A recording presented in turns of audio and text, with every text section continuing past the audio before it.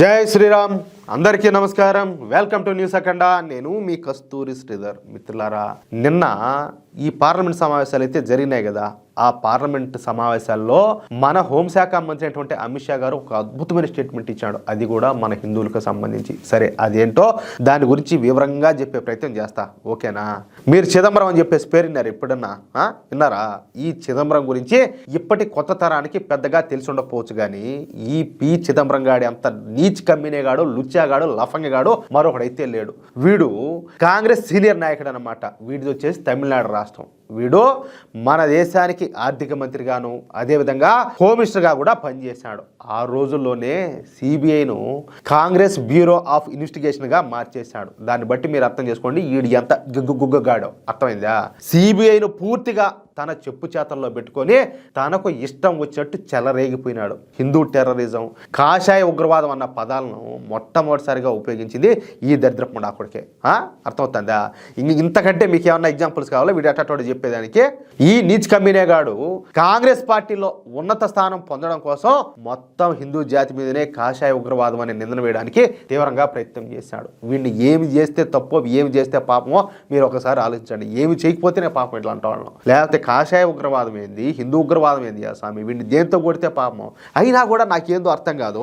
ఈ కాంగ్రెస్ పార్టీకు, ఈ కాంగ్రెస్ నాయకులకు ఇంకా బానిసల్లాగా మాట్లాడుతూ ఉంటారు, వాళ్ళకి బానిసల్లాగా పనిచేస్తూ ఉంటారు, వాళ్ళని నెత్తిని పెట్టుకుని ఊరేగుతూ ఉంటారు.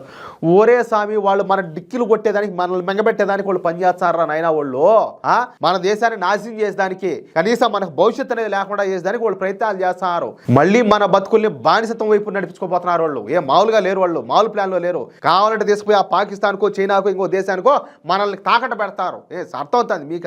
వాళ్ళకి ఎట్ట సపోర్ట్ చేస్తారో ఈ తెలివి తక్కువ గొర్రెలంతా కూడా నాకు అర్థమే కావడం లేదా స్వామి. ఇకపోతే మాలేగావ్ పేలుళ్లను జరిపింది సిమీ తీవ్రవాద సంస్థ అయితే అర్థమవుతుందా? ఈ చిదంబరం గాడు మాత్రం ఆ మాలేగావ్ పేలుళ్లను జరిపించింది వచ్చేసి సాధ్వి ప్రజ్ఞాసింగ్ ఠాకూర్, అదేవిధంగా కల్నల్ పురోహిత్ అని చెప్తా వాళ్ళని అరెస్ట్ చేసి వాళ్ళని చిత్రహింసల పాలు చేసినాడు. చూడండి, అంటే చేసింది ఒకరు, తీసుకుపోయి నిర్దాక్షిణ్యంగా అరెస్ట్ చేసి వాళ్ళని చిత్రహింసల పాలు చేసింది వేరే వాళ్ళను. వాళ్ళెవరో మన హిందువుల్ని ఇస్లామిక్ తీవ్రవాదాన్ని మసిబూసి మారేడుకాయ చేసి దాన్ని హిందువుల మీద తోసే ప్రయత్నాలు విపరీతంగా చేశాడు. వీడు ఎందుకో హిందువులకే పుట్టుంటాడా? నాకైతే డౌటే. ఖచ్చితంగా వీడు హిందువులు పుట్టింటే ఇట్ట పని అయితే చేసిండ్రు. ఎన్నో తప్పుడు ఇత్తనం అయితే పడింది, అది మాత్రం పక్కా. సరే, వీడు విదేశాలకు పోయి అక్కడ కూడా హిందూ టెర్రరిజం, కాషాయ ఉగ్రవాదం అంట మొత్తం హిందూ జాతి పరువును తీయడానికి విశ్వ ప్రయత్నం చేసినాడు. ఇక్కడ మీకు ఒక విషయం చెప్పాలా. ఈ చిదంబరం గాడు మన రిలయన్స్ అధినేత ఉన్నాడు కదా, ఎవరు? ముఖేష్ అంబానీ. ఆయన కంటే కూడా బాగా రిచ్ పర్సన్ అనమాట. ఎందుకంటే ఏదే కాంగ్రెస్ పార్టీ రూలింగ్లో ఉండేది కదా, అప్పుడు వీడు ఆర్థిక మంత్రిగా పనిచేసాడు, హోమ్ మినిస్టర్గా పనిచేసాడు. మన దేశ సొమ్మును పందికొక మారి లూటీ చేసి పారదబ్బినాడు. అయితే వీడి ఆస్తులన్నీ కూడా విదేశాల్లో బెనామీ పేర్లతో ఉన్నాయి. ఏదో ఒక రోజు అన్ని వివరాలు కూడా అన్ని బయటకు వచ్చాయి. వీడిని తీసుకుపోయి లోపలేసి అది చేసే పనులన్నీ కూడా చేస్తారు. కానీ ఆ టైం కోసం మనం ఎదురు చూడాలా. సరే, అప్పుడేదో సోనియా గాంధీ వచ్చడం మూలంగా ఆ విధంగా చేసినాడు అనుకుందాం. ఎందుకంటే ఆమె కూడా బయట నుంచి వచ్చినాం కదా, ఆమె హిందువు కాదు. సరే, ఇక్కడ ఏమన్నా రాజీవ్ గాంధీని పెళ్లి చేసుకున్నా కూడా వాళ్ళమ్మేమో సరే ఆమె ఊరిని పెళ్లి చేసుకునేదో, లేకపోతే అసలు కనీసం వీళ్ళ మతం ఏందో ఇప్పటికీ చాలా మంది క్లారిటీ లేదు. వాళ్ళు మీ హిందువులు అని చెప్పుకుంటా ఉన్నా కానీ ఏ రోజైనా, ఇప్పుడు సపోజ్ వచ్చే రాహుల్ గాంధీనే ఉన్నాడో, ఏ రోజైనా భారత మాతాకి జై అన్నాడా? ఏ రోజైనా జై శ్రీరామ్ అన్నాడా? ఏ రోజైనా జై హింద్ అన్నాడా అంటాలే. వీళ్ళు అసలు హిందువులని, వీళ్ళు భారతీయులు అని చెప్పేసి మనం ఎట్లా నిర్ధారించుకోవాలా అంటాలే. అవునా కాదా? సరే, ఆ విధంగా ఏదో అప్పట్లో ఈ సోనియా గాంధీ వచ్చడం మూలంగా ఆ మాట చేశాడు అనుకుందాం. కానీ ఇప్పుడు కూడా ఈ చిదంబరం గాడు వాడి వంకర బుద్ధిని అయితే మార్చుకోవాలా. అర్థమవుతుందా? మన ఈ మధ్య ఈ పెహల్గాంలో పాకిస్తాన్ వాళ్ళు వచ్చి ఈ తీవ్రవాద దాడులు చేశారు కదా, ఈ తీవ్రవాద దాడులు చేసిన వాళ్ళంతా కూడా జిహాదీలే. ఆ విషయం నాకు, మీకు, మనందరికి కూడా తెలుసు. అంటే వాళ్ళంతా ఎవరు? ముస్లింలే. ఏది, నువ్వు హిందువా ముస్లిమా అని చెప్పి పేరు పెట్టి అడిగి మరీ చంపినారు కదా. ఎవరు నంగబొక్కలేడ? ఎవరు తెలియదు ప్రపంచంలో? ఆ విషయం ఎవరికి తెలియదు అంటాలే. ఈ విషయం ప్రపంచం మొత్తానికి కూడా తెలుసు. ఈ విషయంలో ఎవరికి కూడా ఇటువంటి సందేహాలు ఏమి లేవు. ఏమన్నా ఉన్నాయా మీకేమన్నా? నాకైతే ఏమి లేదు. కానీ ఈ కాంగ్రెస్ సీనియర్ నాయకుడైనటువంటి ఈ చిదంబరం గారికి మాత్రం ఈ విషయం పైన అనుమానం వచ్చిందంటే అనుమానం. అందుకే ఈ చిదంబరం గారు మాట్లాడతా ఇప్పటి వరకు పెహల్గాం తీవ్రవాద దాడి చేసినటువంటి వాళ్ళలో ఎందుకు పట్టుకోలేకపోయినారు, అసలు ఈ దాడి చేసింది ఇంతకో పాకిస్తాన్ వాళ్ళేనా అని చెప్పి అడిగినాడు. ఈ దాడి చేసింది ముస్లింలు కాదని చెప్పి నాకు అనిపించింది, దీని వెనకేదో పెద్ద కుట్ర ఉన్నదంట. ఈ దాడి ఏదో హిందువులు చేసినట్టుగా అందరినీ కూడా పక్కదారి పట్టించే విధంగా ఈ చిదంబరం గారు అయితే మాట్లాడినాడు. ఇంకా వీడు చేసే దారుణాలు దుర్మార్గాలు వీడి మాటలు వీడి వంకర బుద్ధి ఇంకా ఎన్ని విధాలుగా ఎన్ని ఎగ్జాంపుల్స్గా చెప్పాలో మీకైతే నాకు అర్థం కావడంలే. అంతా చెప్పినా కదా, అసలు వీడు మనిషిగా ఎట్ట పుట్టాడో నాకు అర్థం కాల, అందులోనూ మన దేశంలో ఎట్ట పుట్టాడో నాకు మరీ అర్థం కాల. ఇంత ఏదంటే మరీ ఎక్కువ మాట్లాడితే యూట్యూబ్లో మళ్ళీ లేని పలు సమస్యలు వస్తాయని చెప్పి నేను మాట్లాడలేకపోతున్నాను. కానీ ఇంతకంటే నీచుడు, ఇంతకంటే దరిద్రుడు, ఇంతకంటే నికృష్టుడు, ఇంతకంటే నిర్లజ్జమైన పుట్టక ఎవరికైనా ఉంటుందంటే ఆ స్వామి, ఎవరికైనా ఉంటుందా? వీడికంటే ఊరపందుల మేలు కదా.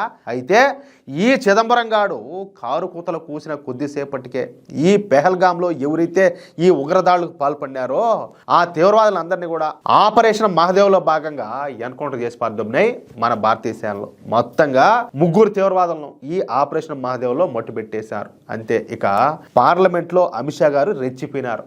చిదంబరం గారితో పాటు ఇతర కాంగ్రెస్ సభ్యుల్లో ఒక ఆట ఆడుకున్నాడంటే. ఈ సందర్భంగా అమిత్ షా గారు మాట్లాడతా, నాయనా మిస్టర్ చిదంబరము, నీ బతికేదో నాకు బాగా తెలుసు, నువ్వు ఒక మేకవని పులివి. అసలు హిందూ తీవ్రవాదం అన్న పదాన్ని మొదట ఉపయోగించింది ఎవరు? నువ్వే కదా. హిందూ తీవ్రవాదం అన్న పేరు పెట్టి హిందువుల్లో లేని తీవ్రవాదాన్ని హిందువులకు అంటగట్టాలని చెప్పేసి తీవ్రంగా నువ్వు ప్రయత్నం చేశావు. నేను గర్వంగా చెప్తున్నా, నా హిందువుల్లో యావత్ హిందూ సమాజంలో తీవ్రవాదులు అనే వాళ్ళే లేరు. తీవ్రవాదం అన్న మాటకు హిందువులు దూరంగా ఉంటారు. ఏ హిందూ కూడా తీవ్రవాది కాదు. నేను ఈ విషయాన్ని అయితే గర్వంగా చెప్తానని చెప్పినాడు మన అమిత్ షా గారు. అవునా కాదా? నేనైతే ఆయన మాటలతో ఖచ్చితంగా ఏకీభవిస్తున్నా 100%. యావత్ హిందూ సమాజంలో తీవ్రవాది అనేవాడు లేడు. నిజంగా హిందువులు తీవ్రవాదులు అయితే ఈ దేశంలో ఇస్లాం పెరిగేది కాదు, క్రిస్టియానిటీ పెరిగేది కాదు, మరో మతం కూడా పెరిగేది కాదు.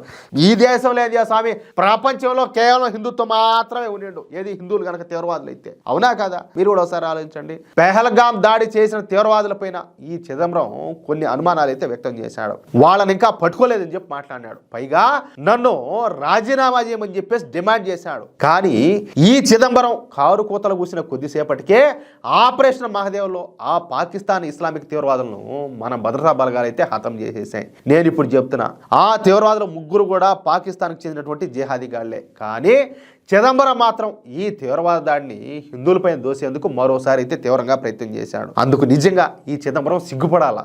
అవునా కదా? నేను ఇప్పటికిప్పుడు నిరూపించగలుగుతా, ఈ తీవ్రవాదులు 3 కూడా పాకిస్తాన్ వాళ్ళేనని చెప్పేసి. చివరకు ఆ తీవ్రవాదులు తింటున్న చాక్లెట్లు కూడా పాకిస్తాన్ లో తయారైనట్టే. ఇకపైన ఇలాంటి దేశద్రోహ వ్యాఖ్యలు చేసినా, హిందువులపైన నిందలు వేయాలని చెప్పి చూసినా నేను ఖచ్చితంగా చెప్తున్నా, అందుకు మీరు తగిన శిక్షణ అయితే అనుభవిస్తారు. తప్పనిసరిగా మిమ్మల్ని శిక్షిస్తామంట అమిత్ షా గారు చిదంబరంతో పాటు మొత్తం కాంగ్రెస్ గుంపుకు కలిపి ఒక స్ట్రాంగ్ వార్నింగ్ అయితే ఇచ్చి పడేశాడు. హిందువుల్లో తీవ్రవాదులు లేరు అన్న విషయాన్ని తొడగొట్టి మరీ చెప్పినాడు అనమాట. ఎవరు? మన అమిత్ షా గారు. ఇక్కడ ఒక మాట చెప్తున్నా, చాలా మంది హైలైట్ అవ్వడం కోసం, లేకపోతే హిందువుల మీద ఉన్న ద్వేషంతోనో, లేకపోతే పక్క దేశాల మీద ఉండే మోజుతోనో, అంటే వీళ్ళేమో వాళ్ళు అక్కడ పుట్టుంటారు, వాళ్ళకి పుట్టుంటారు కాబట్టి ఆ దేశాల మీద ఉండే మోజుతోనో హిందువులకు వ్యతిరేకంగా, దేశానికి వ్యతిరేకంగా ఇష్ట ప్రకారం మాట్లాడుతూ ఉంటారు. లేకపోతే వాళ్ళు కుక్క బిస్కెట్లు ఇసిరేస్తారు ఏ వాళ్ళకో, ఏది వచ్చి నాకు బూట్లు నాకుతా వచ్చి నేను బారేసిన బిస్కెట్లు తినమని, ఆ కుక్క బిస్కెట్ల కోసం మోజుపడి వాటి మీద ఇంట్రెస్ట్తో ఏది డబ్బుల కోసం ఇక దేశానికి వ్యతిరేకంగా, హిందువులకు వ్యతిరేకంగా మాట్లాడుతూ ఉంటారు.